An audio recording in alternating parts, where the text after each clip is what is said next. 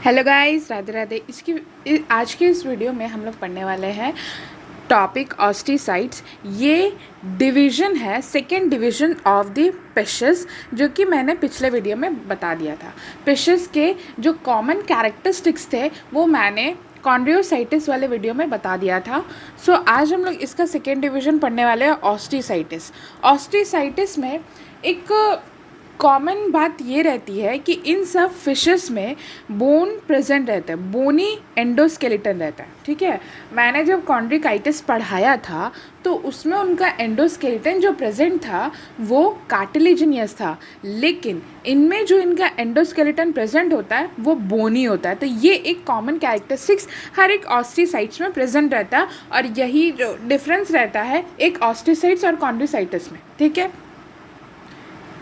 It is a diagram of osteichthyes fish, जो कि क्या होगा, अंदर से बोनी होगा। ठीक है, तो हम लोग इसका सबसे पहला पॉइंट ही देखेंगे कि इसमें बोनी एंडोस्केलेटन है, मतलब इनके जो अंदर की स्केलेटन, इनका जो ढांचा है वो क्या चीज़ से बना हुआ रहता है, बोन से। ठीक है, marine as well as fresh water, ये कहाँ पे प्रेजेंट रहता है, मरीन में भी प्रेजेंट रहता है और फ्रेश वाटर में भी प्रेजेंट रहते हैं।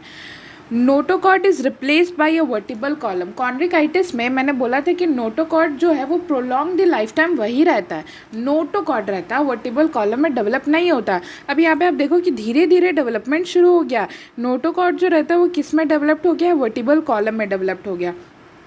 इनमें टर्मिनल माउथ होता है, इनका जो माउथ होता है ना वो क्या होता है कि टर्मिनली प्रेजेंट होता है। इनमें क्लैकॉइड या फिर टिनॉइड स्केल्स होते हैं, जैसे कि कॉन्ड्रियोकाइटिस में प्लैकॉइड स्केल्स थे ना, प्लैकॉइड स्केल्स, तो उसी तरीके से इनमें भी, इनके बॉडी में भी साइक्लॉइड या फिर टिनॉइड स्केल्स होते हैं। इट इज़ वेरी इंपॉर्टेंट क्योंकि ये नीट में पूछा जा चुका है। ठीक है, ये हालांकि अभी के टाइम पे ये पूछा नहीं जाता, बट बहुत सारा प्रीवियस क्वेश्चंस मैंने देखा है तो उसमें ये क्वेश्चंस रहते हैं, और जिनको अगर ये चीज़ें अगर वो छोड़ देते हैं ना तो उनका मार्क्स चला जाता है। इसलिए आप हर एक पॉइंट को बहुत गहराई से जानो। Next is gill cover are present. Gill cover are present का मतलब क्या होता है कि इनके जो गिल्स स्लिट्स है ना वो बेसिकली क्या होंगे कि वो कवर्ड होते हैं गिल के कवरिंग से। ठीक है, और इनमें ये प्रेजेंट रहता है, लेकिन कॉन्ड्रिकाइटिस में गिल्स कवर प्रेजेंट नहीं होते थे, इनमें एयर ब्लैडर प्रेजेंट होता है। इनका एयर ब्लैडर प्रेजेंस होने का जो यूज़ होता है वो क्या होता है कि ये बायोन्सी प्रोवाइड करते हैं। बायोन्सी मतलब क्या होता है कि अगर ये अपना फिन्स को नहीं चलाते हैं तो वो क्या करते हैं कि वो डूबेंगे नहीं, वो तैरते ही रहेंगे।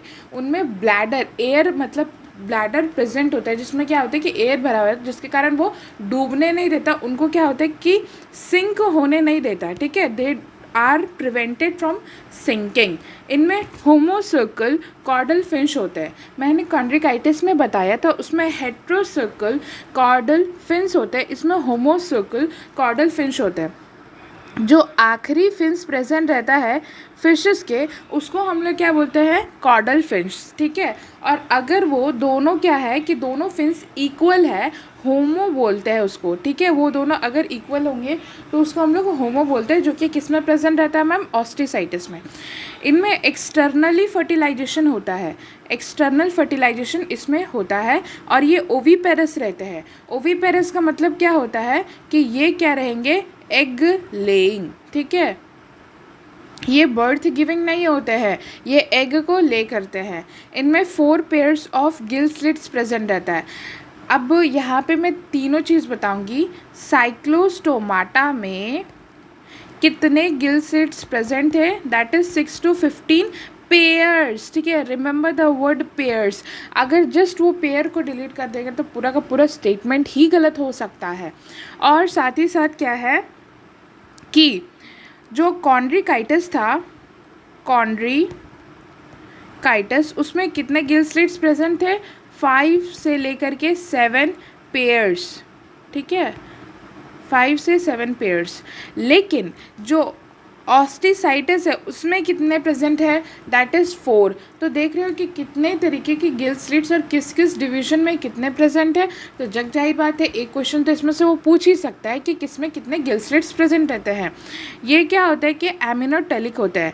एमिनोटेलिक मतलब ये होता है कि एक तरीके जैसे कि 3 तरीके के एक्सक्रीशन होता है, ठीक है। एक्सक्रीटिव सिस्टम जब हम लोग पढ़ेंगे तो हम लोग ये बताएंगे, डिस्कस करेंगे। आप जस्ट इतना याद रखो कि एमिनोटेलिक होते हैं, इनका जो वेस्ट प्रोडक्ट होता है वो क्या होता है कि अमोनिया होता है, ठीक है।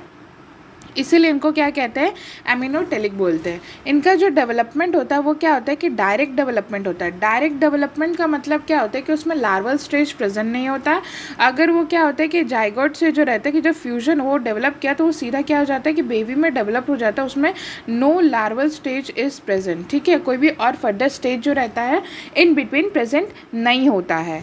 अब इनके एग्जाम्पल जो है वो वेराइटी ऑफ एग्जाम्पल है और साथ ही साथ उनके हैबिटेट के हिसाब से को लिखा गया है। जैसे कि अगर वो मरीन लाइफ का एग्जाम्पल है तो वो क्या होता है कि एक्सोकोइटस, जिसको हम लोग क्या बोलते हैं, फ्लाइंग फिश बोलते हैं।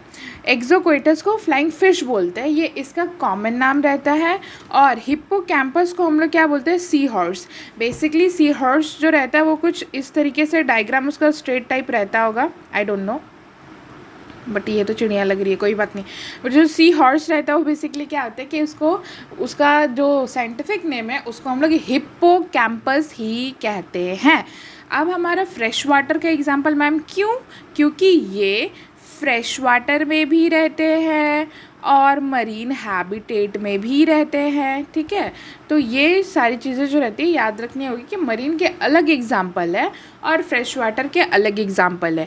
फ्रेश वाटर का पहला एग्जाम्पल काटला है, जिसका कॉमन नेम उतना हार्ड नहीं है याद करना, काटला आप याद रख सकते हो। क्लेरिस जो है वो क्या होता है कि मंगूर को कहते हैं, ठीक है। क्लेरिस जो है वो मंगूर को कहते हैं और लेबियो जो है वो रोहू को कहते हैं। तो जनरल नेम में जब भी फ़िश मार्केट में अगर आप जाओ तो ये रोहू, मंगूर, काटला ये सब रहता है। बट आपको साइंटिफिक नेम याद रखना होगा, या फिर अगर आपको साइंटिफिक नेम है याद है तो आपको कॉमन नेम याद रखना होगा। अब कुछ डिवीजन जो है बेटा वो एक्वेरियम में भी प्रेजेंट रहते हैं।